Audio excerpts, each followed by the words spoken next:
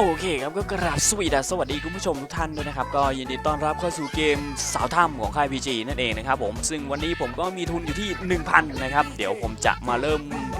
ด้วยการซื้อฟรีสปินแล้วกันนะครับผมซื้อที่10 บาทไปเลยแล้วกันนะครับผมมาครึ่งเลยแล้วกันครับผมซื้อไป500ครับผมมาครับ10 สปินลองมาดูกันดีกว่าครับว่ามันจะมาให้หรือเปล่านะในการซื้อฟรีสปินนะครับผมว่าเกม PG ทุกวันนี้นี่แบบ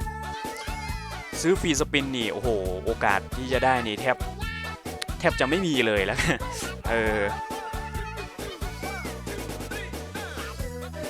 มาครับสะสมตัวคูณไปเรื่อยๆก่อนนะครับผมตอนนี้อยู่ที่คูณ10แล้วครับเหลืออีก5 สปิน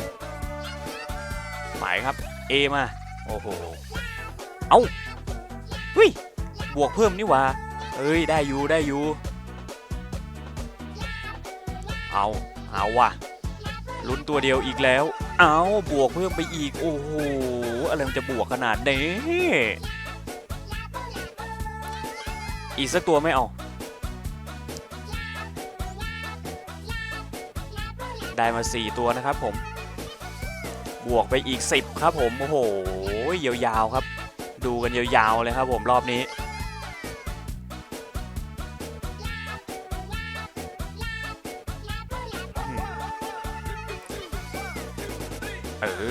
คิวช่องแรกมาอ๋อโอ้โหได้แบบล้อมๆแหลมๆครับ ไม่เป็นไรยังเหลืออีก10 กว่าสปิน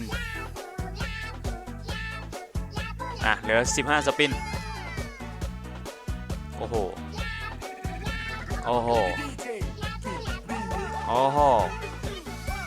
ไม่มีมาเลยเหรอจะไม่มีจริงอ่ะโอ้ย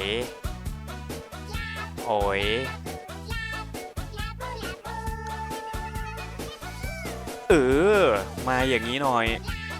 ไหลไปมาอีกโอ้ย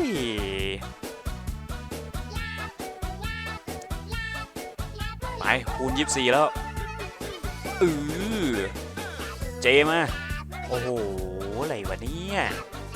ไม่มีคอมโบเลย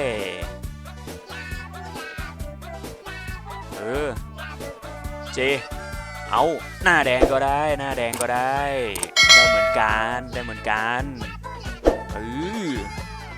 เอาสิว่าคูณ30อ่ะเคมาโอ้โห10มาก็ได้นะจริงๆอ่ะอ๋อไม่ให้เลยนะครับผมโอเคถือว่าดีอยู่เปิดมาดีอยู่ 2,980 นะโอเคเดี๋ยวเพิ่มเบ็ดไปสักเบ็ด30แล้วกันนะครับผมแล้วก็ซื้อฟรีสปิน 1,500 เหรอซื้อดีไหมวะไหนๆก็ไหนๆแล้วซื้อไปเลยมาเบ็ด30รอบนี้เรามาดูกันดีกว่ามันจะมาไหมไหลไหมจะไหลอีกไหมอ๋อ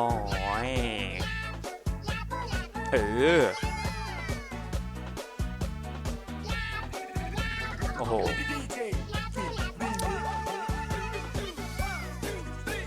อย่าบอกนะได้อยู่มาอยู่เอาอีกโอ้ยยังไม่พอเอาอีกหน้าแดงมาคิวสวยเปลี่ยนเป็น10เถอะว่ะมันต้องอย่างงี้ดิมาอีกไหลไปอีกโอ้ยเคมาทั้งแถบเลย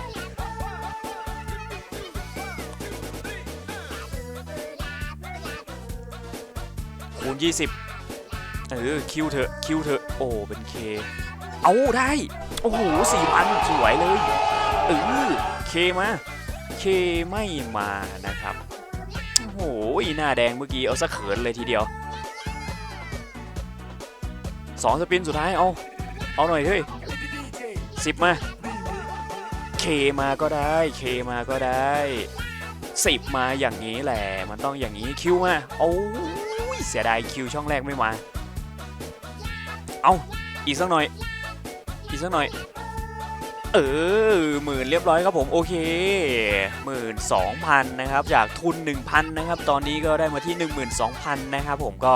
ถือว่าได้กำไรแล้วล่ะนะผมก็น่าจะพอแค่นี้แหละครับวันนี้โอเคครับผมก็ใครสำหรับใครที่ชอบคลิปนี้ก็อย่าลืมกดไลค์กด Subscribe ช่องผมเพื่อเป็นกำลังใจให้ผมด้วยแล้วกันนะครับผมก็ไว้เจอกันใหม่คลิปหน้าครับสำหรับวันนี้สวัสดีครับผมบ๊ายบายจ้า